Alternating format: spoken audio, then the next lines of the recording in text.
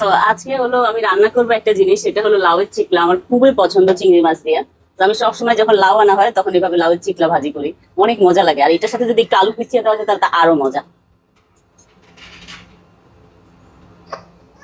কি হয়েছে মা? কি হয়েছে মা? কি হয়েছে? তুমি কেন জ্বালাচ্ছ সাথে? খুব খারাপ জিনিস, খুব খারাপ জিনিস।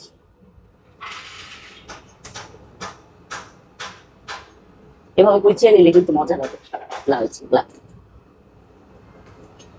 আর বিসমিল্লাহির রহমানির রহিম। আসসালামু আলাইকুম এভরিওয়ান। আজকে আপনাদের সাথে খুব সিম্পল একটা রেসিপি আমি শেয়ার করব। সেটা হলো লাউয়ের চিকলা দিয়ে আলু দিয়ে, এখানে আছে চিংড়ি মাছ দিয়ে ভাজি করব। তো আমার যা যা লাগবে সেটা হলো পেঁয়াজ লাগবে, আর এখানে লাগবে হলো কাঁচা মরিচ, আর লাগবে হলো লবণ, আর লাগবে হলো হলুদ, আর হলো লাগবে তেল। তো চলেন রান্না করি।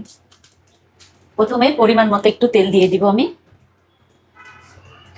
আমি একটু তেলটা বেশি দিয়েছি যেন লাউয়ের চিকলাটা একটু ভাজি হয়। তো এখানে হলো 2 চামচের মতো পেঁয়াজ দিয়ে দিব। দিয়ে হলো একটু ভালো করে নাড়াচাড়া করে নিব।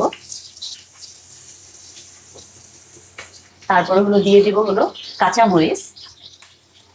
আমি এই কাঁচামরিচটা খেতে খুব পছন্দ করি। তো কাঁচামরিচ দেওয়ার সাথে সাথেই আমি দিয়ে দিব হলো পরিমাণ মতো লবণ, যেটা হলো 1 চামচ। 1 চামচ লবণ দেওয়ার সাথে সাথে আমি দিয়ে দিচ্ছি হলো এখানে হলো চিংড়ি মাছগুলো আছে, একদম ফ্রেশ চিংড়ি মাছ। তো দিয়ে দিলাম চিংড়ি মাছ।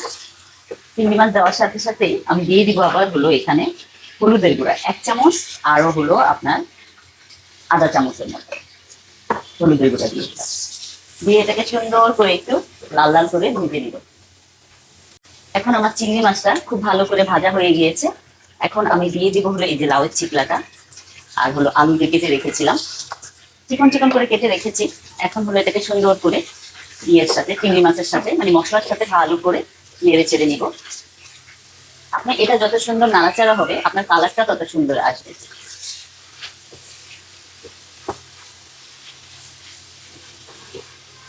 অনেকের সবজি ভাজি করলে কালার নষ্ট হয়ে যায়, তো আজকে আমি আপনাদেরকে এটাও দেখাবো যে সবজি রান্না করলে কালার নষ্ট হয় না কিভাবে, সেটাই দেখাবো।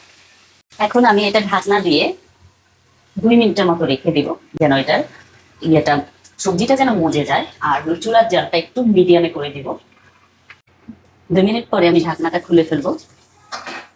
খুলে হলো ভাজিটাকে সুন্দর করে নাড়াচাড়া দেব। এই পজিশনেই ভাজিতে আপনার সুন্দর কালার চলে আসবে। আর আপনি ঢাকনা দিবেন না, তাহলে আপনার ভাজির কালার অনেক সুন্দর থাকবে, সবুজ কালার থাকবে। এখন আমি চুলার জালটা আবার হাই করে দিলাম, কারণ হলো হাই হিটে করে দিলাম, কারণ হলো এখন আমার ভাজিটা আমি একটু ভাজা ভাজা করবো। আমাদের বাসার সবাই একটু লাল লাল ভাজি খেতে পছন্দ করে, তো সেই জন্য একটু লাল লাল ভাজি বের করবো। আমার ভাজিটা হয়ে গেছে। এখন আমি দিব এই ফ্রেশ ধনিয়া পাতাটা। ধনিয়া পাতা দিলে না ভাজির মধ্যে আলাদা একটা স্মেল আসে আর খুব ভালো লাগে। ধনিয়া পাতা দিয়ে আমি একটু নাড়াচাড়া করে নেব।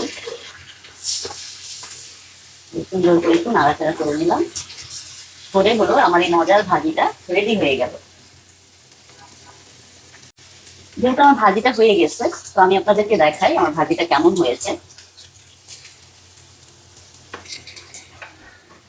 এই হলো আমার মজার ভাজিটা হয়ে গিয়েছে, যেটা হলো লাউয়ের চিকলা দিয়ে আলু দিয়ে আসাব্বা। তো এই মজার ভাজিটা দিয়ে গরম গরম ভাত দিয়ে খেতে খুব মজা হবে। Thank you so much for watching my video. Bye by.